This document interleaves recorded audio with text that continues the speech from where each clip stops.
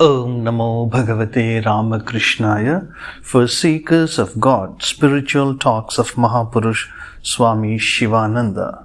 Part 1, Chapter 3.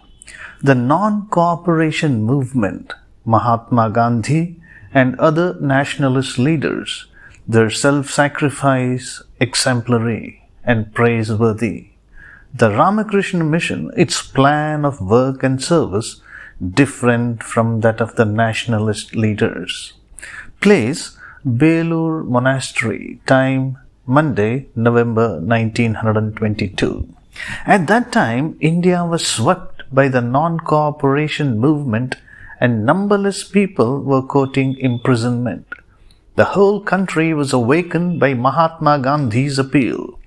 Men and women by thousands who considered the motherland's political independence the highest ideal were ready to dedicate their lives at her altar.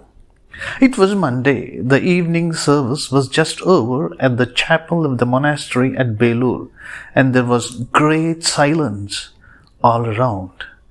The sadhus and brahmacharans were engaged in devotions and meditations, while Swami Shivananda, absorbed in meditation, sat on a couch in his room. The dim light made his serene face the more serene and radiant.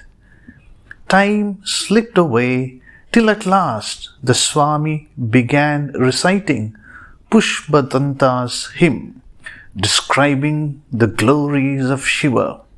His mind seemed steeped in the ocean of bliss. Just then, a devotee from Calcutta came from the chapel, and after due obeisance to the Swami, sat on the floor. After a while, Mahapurushji greeted him, affectionately saying, "Is it K? When did you come?"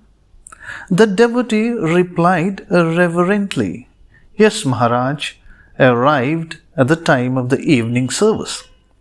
"Swami, I believe you were in the chapel all this time?" Devotee, "Yes, Maharaj." "Swami, tell me why you look so sad and worried. Are all well at home?" Devotee, "Yes, Maharaj, by your blessings all are well. But for the past few days I have been mentally upset over a certain question. It has made me extremely unhappy. I am here with the idea of unburdening my heart to you. If you permit me, I shall do so." The Swami, "Very well, tell me."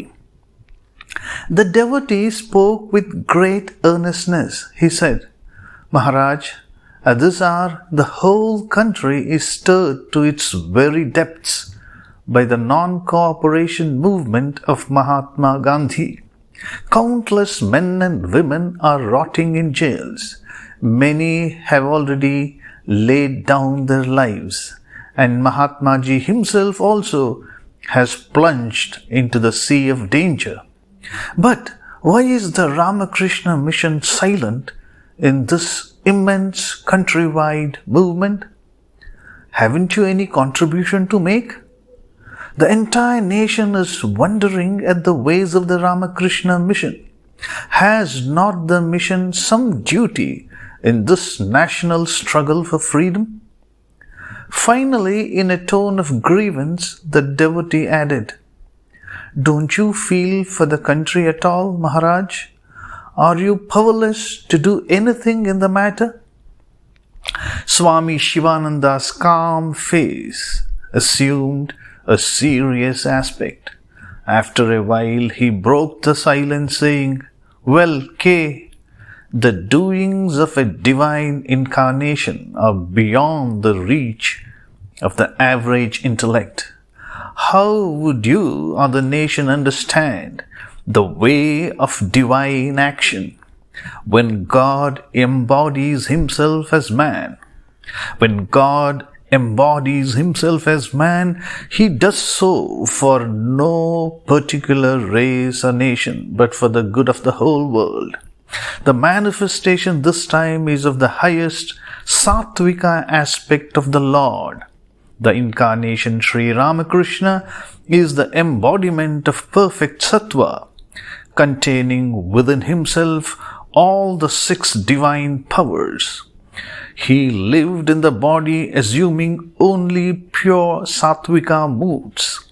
Consider the way he spent his entire life in a temple court on the bank of the Ganga. How would you understand the deep spiritual significance of all this? It was in order to spread his sattvika spiritual thought that Sri Ramakrishna brought with him as his assistant such a powerful soul as Swami Vivekananda. Swamiji could certainly have stirred the country to political revolution had he so chosen. Who is more patriotic than he was? How many hearts bleed for the downtrodden masses as his did? Swamiji did not start a revolution. Had he known it would really help India, he would surely have done so. Aside from Swami Vivekananda, even we, by the grace of the Lord, have such power within us that we can revolutionize the country if we so wish. But the Master would not permit us to do so. He brought us here to assist him in his work, and he is constantly leading us by the hand in all that we do for the good of the country and its people. Believe me when I say our only desire is to advance the good of the world. How can I explain to you the depth of our feeling for the miseries of the people? Only the Lord who dwells in every heart knows it. To be continued. Om Shanti Shanti Shanti Hari Om Tat Sat Shri Ramakrishna Arpanamastu.